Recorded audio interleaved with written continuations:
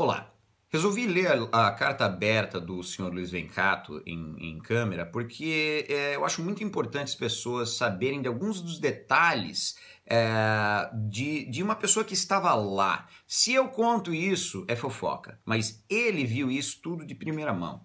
Então, e também quero lembrá-los sobre alguns fatos da biografia do Maury Rodrigues da Cruz, que ele sempre diz. Ele sempre diz que ele abriu a SBE, foi lá por 1952, 53, inclusive está no prédio. Isso colocaria ele aos 13 anos de idade. O pessoal nunca fez a matemática, não? Ele diz que começou a dar aula também aos 13 anos de idade. Fatos que temos documentos aqui para mostrar que são irreais. Eu lembro bem dele dizer que o pai dele era fazendeiro, rico, e que a mãe dele era filha de general. Então, tem várias dessas inverdades que vocês vão ver a partir de agora. Uma falsa verdade. Carta aberta a todos aqueles que se importam com a verdade. Resolvi escrever por me sentir responsável em fazer parte de um grupo de pessoas com as mais boas e generosas das intenções à frente de um trabalho, onde quase todos levavam sua alegria para aquelas horas de trabalho dentro da SBE. Horas que, à medida do tempo de permanência na casa, iam se estendendo cada vez mais, pelo compromisso com o fazer o bem a si e aos outros. Tudo isso acabou com o relato de uma mãe em dor por saber que seu filho foi abusado sexualmente pelo presidente da instituição. Reunimos as pessoas mais próximas a essa mãe para que pudéssemos ouvir o que ela tinha de fato a nos contar. Decidimos dessa forma porque já havia outros fatos no passado que nunca foram questionados e sequer ouvidos. Desta vez foi diferente. Esta mãe era o braço direito do presidente. As pessoas ouviram a história na leitura de uma carta escrita pela própria mãe. Carta essa dirigida e entregue ao presidente da instituição. Na parte final da carta, ela fez um pedido a ele, que sua pessoa não fosse destruída e ela jamais faria qualquer relato sobre o acontecido. Quero fazer um parênteses muito rápido aqui e dizer que eu vou fazer quero fazer um vídeo só esclarecendo essa parte da carta da minha mãe. Então, vai ser o próximo vídeo logo logo. Senhores, os fatos que se sucederam foram fundamentais para o que se desdobrou. O senhor Hermes, na manhã seguinte, ao saber do desligamento desta mãe, foi até a casa do senhor Maury e ouviu dele que a senhora... foram à casa do Maury e ouviu dele que essa senhora, que é a Gladiomar, estaria já há algum tempo tentando assediá-lo. Veja que absurdo. Ouvindo isso, o senhor Hermes saiu inconformado com aquilo e foi até a casa da mãe saber o que levou essa mãe a tomar uma decisão tão radical. Relatou o que ouviu do senhor Maury e só então ouviu dela o conteúdo da carta. Ela nos procurou por saber naquele instante que o presidente da instituição estaria naquele momento tentando destruir a sua pessoa.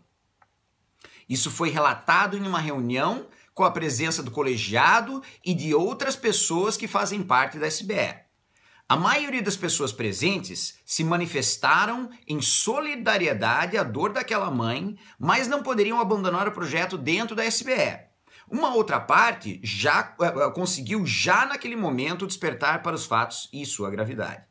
Ficamos até tarde em debate sobre o que ouvimos naquele final de tarde e refletimos que a gravidade moral que se passou dentro da SBE feria todo o sentido do trabalho de anos e todas aquelas pessoas dedicadas ao bem. Ainda sobre os fatos, no passar dos dias fomos recuperar várias histórias de pessoas boas que simplesmente desapareceram dos trabalhos na SBE e algumas taxadas como imorais, irresponsáveis e outras desqualificações para que não mais pudessem permanecer naquela casa de respeito ao próximo. Eu, particularmente, fui falar com 2 coordenandos meus que participaram dos trabalhos de ectoplasmia. Fiquei surpreso com o que escutei. A forma de abordagem e a sequência dos fatos de assédio foram descritos exatamente com a mesma característica pelos 2 alunos. Hoje, já casados e com filhos, resolveram me contar, em separado, mas que estão dispostos a denunciar a quem quiser ouvir esta triste história. Senhores, os fatos estão aí para quem quiser ouvir e saber a verdade. Os relatos hoje passam de 20 pessoas, todas com a mesma abordagem. Você é um ser especial, teve uma encarnação passada com o professor e veio aqui para ajudá-lo. Ora, senhores, eu ouvi essa mesma abordagem, mas deveria ser mantida em sigilo. Tem muito ainda nessa história sórdida a ser contada, mas prefiro que cada um vá fazer o seu dever de casa.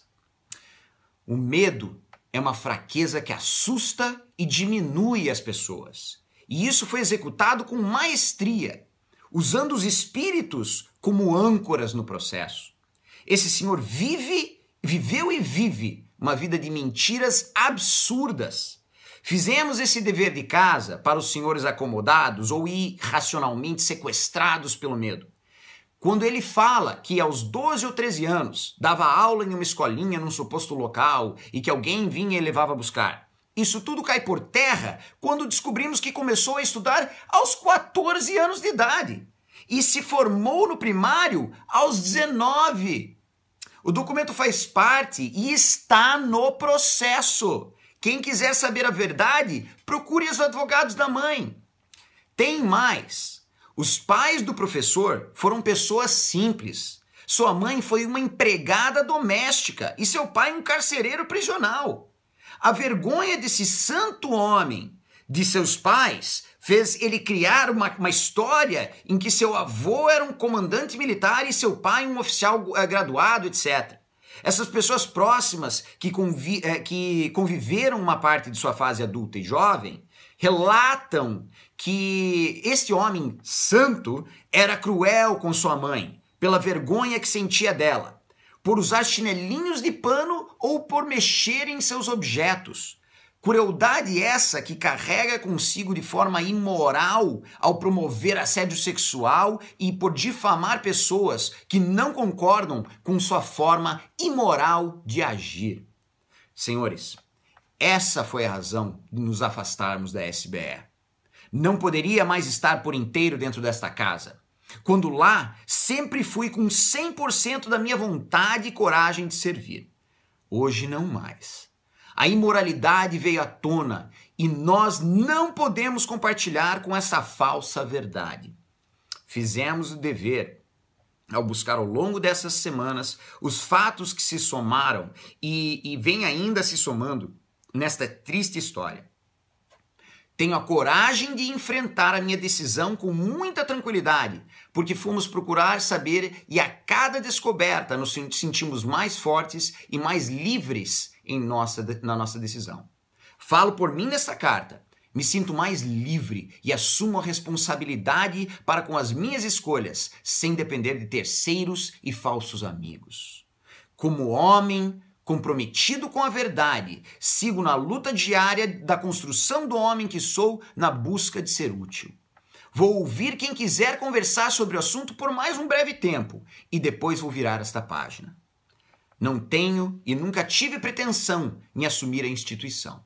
Afirmo que jamais vou retornar à SBE, à FALEC, onde investi ao longo dos anos mais de 3 milhões de reais a valores de hoje em obras civis, compra de terreno, pagamentos de dívidas com banco, salários de professores abandonados pelo presidente da instituição, que em momento algum se solidarizou pelo sofrimento deles na FALEC. Ao contrário, quando solicitei ao senhor Moacir, tesoureiro, que fizesse uma avaliação do terreno da FALEC para vender e saldar as dívidas que se acumulavam em mais de 1,5 milhão de reais, fomos os dois agredidos verbalmente pelo professor. Isso foi em novembro de 2017. Ele abandonou os professores à própria sorte.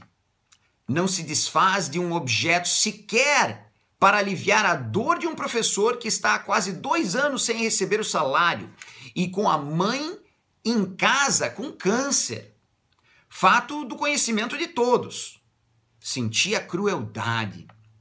Peço aos irmãos que continuam prisioneiros em pensamentos de que são missionários do bem, que não desistam da missão, mas se libertem.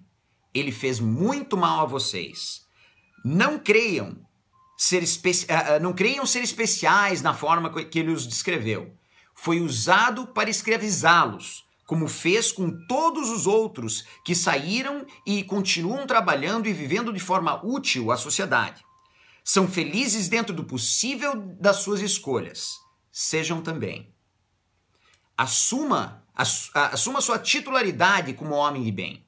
Liberdade no pensar. Vão viver a vida como ela é. A verdade e bondade nos possibilita viver a beleza desse mundo. Se afastem desta seita.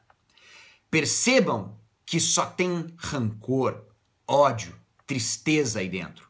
Ao lado deste homem santo e dogmático, absolutamente incoerente com a doutrina.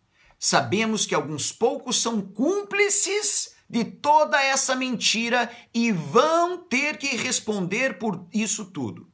Muito foi feito para enganar as pessoas. Vão ter que responder isso na justiça dos homens. A eles eu digo, é melhor ser enganado do que enganar. Deus é bom e justo para com todos. Ele vai perdoá-los. Luiz Vencato, Curitiba, 31 de março de 2018. Olha, sem nem o que falar dessa carta. São conteúdos bombásticos, conteúdos que nós já sabíamos, mas o Vencato realmente foi atrás e tem provas e uniu todas essas provas ao processo. Então, essa com certeza, se as outras cartas não balançaram, essa aqui há de balançar quem ainda tiver um grama de dignidade. É isso aí, pessoal. Próximo vídeo, eu vou fazer um vídeo curto só a respeito da carta da minha mãe para o Maury Rodrigues da Cruz.